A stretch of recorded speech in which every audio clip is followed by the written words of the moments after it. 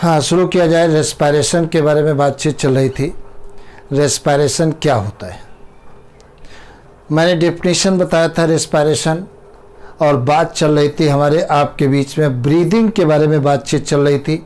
Breathing का मतलब होता है सांस लेना, बाहर की एयर को लंग में भरना और लंग के अंदर की एयर को बाहर निकालना, क्या कहलाता है? ब्रीदिंग कहलाता है। ब्रीदिंग में मैंने बताया था कि 2 स्टेप होते हैं, एक इंस्पायरेशन और दूसरा एक्सपायरेशन। इंस्पायरेशन में मैंने बताया था कि बाहर की एयर को लंग में भरा जाता है, क्या कहलाता है? इंस्पायरेशन कहलाता है। इंस्पायरेशन में मैंने बताया कि इतना पार्ट क्या कहलाता है? थोरैक्स रीजन कहलाता है। थोरैक्स रीजन में सामने की तरफ कौन सी बोन है? ये स्टर्नम है। पीछे की साइड में क्या है? बैकबोन है, रीढ़ की हड्डी है। साइड में क्या होती है? रिब्स होती हैं। और यहाँ पर क्या होता है? डायफ्राम होता है, मैंने बताया था। और रिब्स के बीच में, 2 रिब्स के बीच में एक्सटर्नल इंटरकास्टल मसल्स पाई जाती हैं। इंस्पायरेशन के समय मैंने बताया था एक्सटर्नल इंटरकास्टल मसल्स और डायफ्राम की मसल्स एक साथ कॉन्ट्रैक्ट होती हैं। जब एक साथ कॉन्ट्रैक्ट होती हैं तो थोरैसिक कैविटी का वॉल्यूम बढ़ जाता है। जब वॉल्यूम बढ़ जाता है तो लंग को फैलने के लिए स्पेस मिल जाता है और लंग के अंदर एयर प्रेशर एटमॉस्फेरिक प्रेशर से कम हो जाता है। मतलब लंग के अंदर एयर प्रेशर कम, एटमॉस्फेयर में एयर प्रेशर ज़्यादा, तो एटमॉस्फेयर की एयर डायरेक्ट नॉस्ट्रिल से होती हुई लंग में आकर भर जाती है, तब उसे क्या कहते हैं? इंस्पायरेशन कहते हैं। पिछली क्लास में फिगर से मैंने बताया था। एक्सपायरेशन में क्या होता है? लंग के अंदर की एयर को बाहर निकालना, क्या कहलाता है? एक्सपायरेशन कहलाता है। एक्सपायरेशन के समय क्या होता है?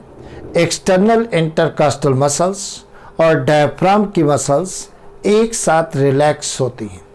जब एक साथ रिलैक्स होती हैं तो थोरैसिक कैविटी का वॉल्यूम क्या होगा? कम हो जाएगा, लंग के ऊपर प्रेशर पड़ेगा। जब लंग के ऊपर प्रेशर पड़ता है तो लंग के अंदर एयर का प्रेशर क्या होगा? इंक्रीज हो जाएगा। अब लंग के अंदर एयर प्रेशर अधिक, एटमॉस्फेरिक प्रेशर कम होता है। और अभी अभी मैंने बताया है कि एयर किधर से किधर बहती है? हाई प्रेशर से लो प्रेशर की तरफ। मतलब लंग के अंदर की एयर बाहर निकल जाती है, तब इसे क्या कहते हैं? एक्सपायरेशन कहते हैं। मैंने बताया था पिछली क्लास में ह्यूमन के अंदर पर मिनट ब्रीथ कितने टाइम होती है? 12 से 16 बार पर मिनट होती है। एक मनुष्य 1 मिनट में 12 से 16 बार सांस लेता है। तो ब्रीदिंग में 2 प्रोसेस होती हैं, इंस्पायरेशन और एक्सपायरेशन होता है। तो ये तो ब्रीदिंग है। अब दूसरी प्रोसेस बताने जा रहे हैं, गैसियस एक्सचेंज। अब गैसियस एक्सचेंज के बारे में देखा जाए, ध्यान से सुनना, समझना, गैसियस एक्सचेंज क्या क्या होता है। गैसियस एक्सचेंज देखिए बॉडी में 2 जगह होता है। 2 जगह कहाँ कहाँ पर होता है? यहाँ पर देखिए, सपोज करिए यहाँ पर ये हार्ट है, मान लेते हैं इस प्रकार से ये हार्ट है। आगे चल करके हार्ट के बारे में अपन पढ़ेंगे, अभी थोड़ा सा हम समझे ले रहे हैं। ये हार्ट है। अब देखिए क्या होता है, यहाँ पर लंग की एल्वोलाई है, ये लंग की एल्वोलाई है। लंग क्या होता है? बहुत सारी छोटी छोटी सेल से मिलकर बना होता है, जिसे क्या कहते हैं? एल्वोलाई कहते हैं। ये एल्वियोलाई कहलाता है, एल्वोलाई ऑफ लंग। ये एल्वोलाई ऑफ लंग कहलाता है। और ये क्या है? हार्ट है, हार्ट। अब देखा जाए क्या होता है, इस चैम्बर से एक एवोल्टा निकलती है। एक्चुअल में क्या होता है? इसे क्या कहते हैं? राइट आरिकल कहते हैं, आरिकल। इसको क्या कहते हैं? लेफ्ट आरिकल कहते हैं। तो ये लेफ्ट आरिकल। या लेफ्ट एट्रियम भी कहते हैं इसे क्या कहते हैं, राइट वेंट्रिकल, राइट वेंट्रिकल, और इसको क्या कहते हैं, लेफ्ट वेंट्रिकल कहते हैं, वेंट्रिकल कहलाता है। तो हार्ट अपन लोगों का कितने चैम्बर का बना होता है, 4। अब देखा जाए क्या होता है, इससे एक एओर्टा निकलती है। इससे जो एओर्टा निकलती है इस प्रकार से, इससे एक एओर्टा निकली, इससे जो एओर्टा निकलती है उसे क्या कहते हैं, पल्मोनरी एओर्टा कहते हैं। तो ये कहलाती है पल्मोनरी एओर्टा, एओर्टा कहलाती है। और इसको क्या, ये आगे चल करके 2 ब्रांचों में डिवाइड हो जाती है। इन ब्रांचों को क्या कहते हैं, पल्मोनरी आर्टरी कहते हैं। तो ये पल्मोनरी आर्टरी कहलाती है, आर्टरी कहलाती है। ये पल्मोनरी आर्टरी अपना ब्लड कहाँ ले जाती है, लंग की एल्वोलाई की सरफेस पर ले जाती है। अब तुम्हें याद रखना है, यहाँ पर ऑक्सीजन की कंसंट्रेशन ज़्यादा होती है लंग की एल्वोलाई में, और यही एक आर्टरी ऐसी होती है पल्मोनरी आर्टरी जिसमें इम्प्योर ब्लड बहता है। बॉडी के अंदर जितनी भी आर्टरी होती हैं सभी के अंदर प्योर ब्लड फ्लो करता है, केवल पल्मोनरी आर्टरी को छोड़कर। तो इसमें कैसा है, CO2 वाला ब्लड है, तो ये CO2 वाला ब्लड ही पंप करेगी और ये इम्प्योर ब्लड जा रहा है। इस प्रकार से इम्प्योर ब्लड जा रहा है। अब लंग के एल्वोलाई और पल्मोनरी आर्टरी की कैपिलरीज के बीच में गैसों का एक्सचेंज होता है बाय डिफ्यूजन प्रोसेस। तो यहाँ से CO2 कहाँ चली जाती है, लंग के एल्वोलाई में, और लंग के एल्वोलाई से ऑक्सीजन कहाँ जाती है, कैपिलरी के ब्लड में आ जाती है। मतलब impure blood converted into pure blood, मतलब deoxygenated blood converted into oxygenated blood. तो एक कहाँ पर गैसेस एक्सचेंज हो रहा है, pulmonary artery and alveoli of lung के बीच हो रहा है, और यहाँ पर क्या हो रहा है, deoxygenated blood converted into oxygenated blood. तो एक तो गैसेस एक्सचेंज यहाँ पर हो रहा है। जब इम्प्योर ब्लड प्योर ब्लड में कन्वर्ट हो गया, अब कैपिलरी जो थी वो मिल करके क्या बनाती है, पल्मोनरी वेन बनाती है, और pulmonary vein open in the left atrium. इस प्रकार से इसे पल्मोनरी वेन कहते हैं। ये क्या कहलाती है, पल्मोनरी वेन कहलाती है। ये पल्मोनरी वेन होती है। एक बात तुम्हें और आगे अगले चैप्टर में फिर तुम्हें यही बात रिपीट करेंगे। बॉडी के अंदर जितनी भी वेन होती हैं सबके अंदर इम्प्योर ब्लड बहता है, केवल पल्मोनरी वेन को छोड़कर।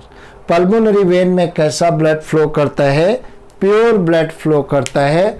तो यहाँ पर ऑक्सीजनेटेड ब्लड होगा। इस प्रकार से ये O2 वाला ब्लड होगा। अब ये O2 वाला ब्लड कहाँ आ रहा है, ये O2 वाला ब्लड इस चैम्बर में एंटर करता है। तो लेफ्ट आर्टिकल में कैसा ब्लड है, प्योर ब्लड, और ये प्योर ब्लड यहाँ से कहाँ आएगा, इस चैम्बर के अंदर आता है। तो लेफ्ट आर्टिकल और लेफ्ट वेंट्रिकल के अंदर कैसा ब्लड है, प्योर ब्लड पाया गया। और ये प्योर ब्लड यहाँ से, ये प्योर ब्लड जो होता है यहाँ से भी एक एओर्टा निकलती है, और यहाँ से जो एओर्टा निकलती है उसे क्या कहते हैं, सिस्टमिक एओर्टा कहते हैं। ये क्या कहलाती है, सिस्टमिक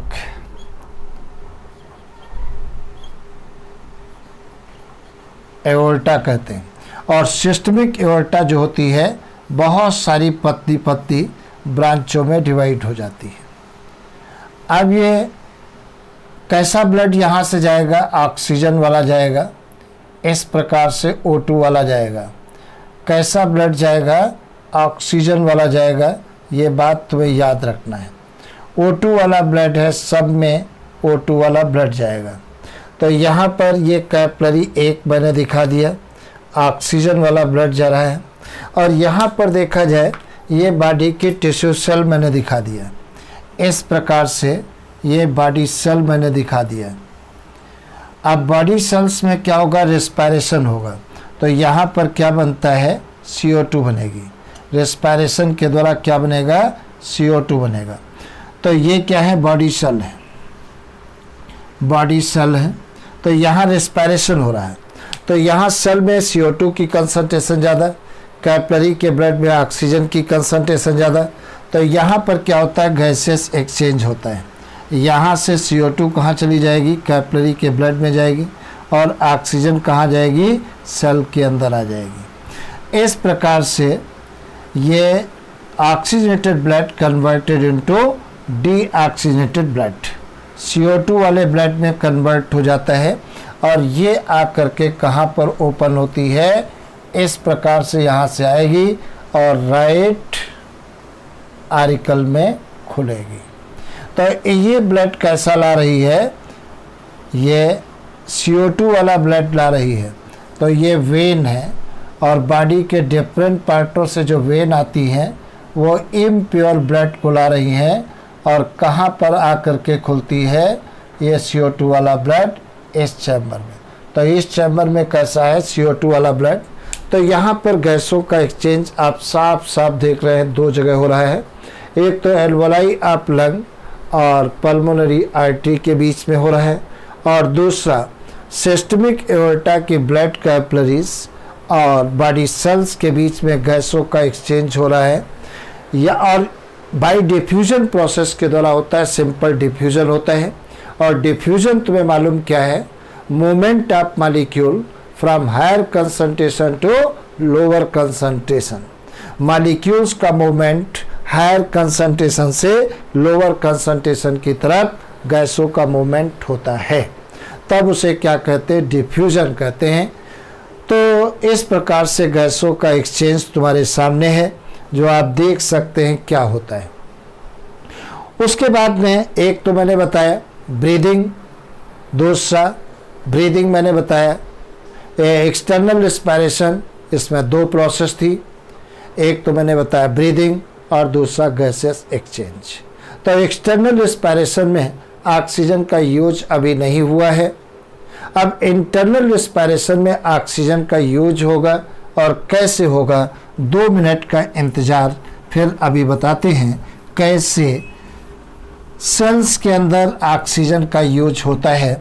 और एक बात तुम्हें और याद रखना है कि बॉडी की जितनी भी लिविंग सेल्स होती हैं, सब में रेस्पिरेशन होता है। मतलब ऐसी कोई भी सेल्स बॉडी की नहीं है जिसमें रेस्पिरेशन न हो, शर्त है कि वो सेल लिविंग हो। अगर वो जीवित सेल है तो रेस्पिरेशन 100% होगा। तो सेल तक ऑक्सीजन पहुंच गई।